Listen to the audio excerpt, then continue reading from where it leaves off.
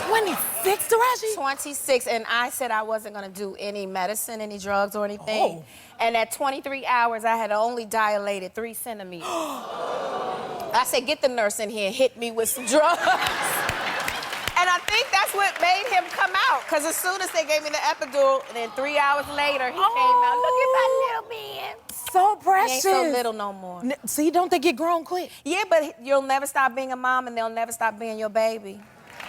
Spoken like a true mother, that is for sure. How old were you when you had your baby? I was 24. 24. Yeah, and I was a junior in college. Wow. Yeah. That And is I beautiful. think all the stress of finishing my, you know, my finals, that's what made me go into labor. Yeah? I need to come out of here. Yeah, that's me collecting my diploma. You know, because when I became pregnant in college, you know, there were a lot of naysayers saying she gonna drop out, she not gonna do this. I love when people Yep. look, please. Tell him, Taraji. Listen, please tell me I can't do something. That's gonna be fun. I think that's a Virgo thing. I think so. Right? I think so. I didn't stop. I was in performances. I didn't leave. I was on the stage. I was 6 months pregnant. May he rest in peace, Mike Malone, who was the head of the musical theater department at Howard University. Come Hey, on. you? Yes. And I told him, I said, just because I'm pregnant, don't you bench me. Yes. And so we did this musical called E-Man. And my character in the play was, you know, she had a husband and she had a sneaky link. And so he said, you know what, we'll just make her pregnant because then that'll make the audience wonder who the baby daddy is. Ah. So he made the character pregnant because I was determined not to sit down. Listen, and you did. I'm grateful you didn't because we would have Taraji P. Henson in this joint.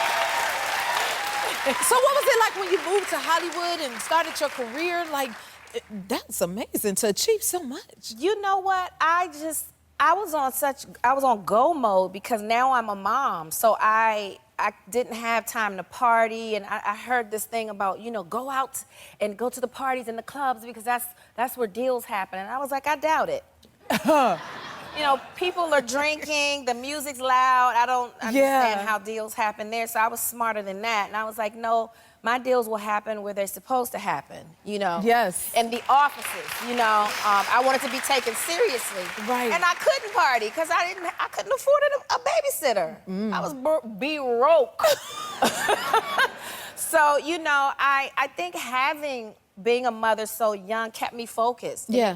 It gave me laser beam focus on my goals and my dreams. And I just didn't have time to play, you know? And I was about that business, you know? And I was just a hustler. Like, nothing would stop me. I just hit the ground running. Yes, because having You a kid know? to give you a special type of drive, right? Absolutely, because you have this little being relying on you. And I didn't want to let him down, and I wanted to make my dreams come true because if I did not, what was I teaching him? You know? Yeah. So he just propelled me to keep going and to not take no for an answer. I'd be like, they told me no this week, they won't next week. Yes. Yes. Look at him. Yeah. That's us in Dubai. Well, that's Abu Dhabi, actually. But he came up to the house because I cooked lasagna, and I hadn't cooked it in a long time.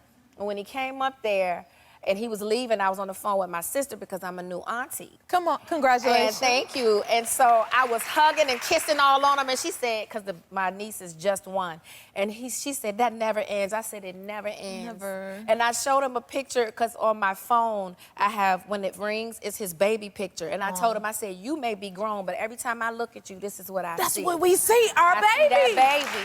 We can't unsee it. Can't unsee it. Taraji, what would you say is the easiest or the hardest phase of motherhood? The easiest is when they're babies and little, and you know they're not testing you yet because you are everything, and you have control. Like you know they're safe because you put them in the bed. It's when they become teenagers, they start driving, and when they're grown. That's when you just got to give them to God. Yes, and trust our teachings, right? Yes, yes. I always tell my son, I go, I hope in those moments where you don't know what to do or you're being tested that you can hear my voice, but also that you hear God's voice. Yes. That's my prayer to him.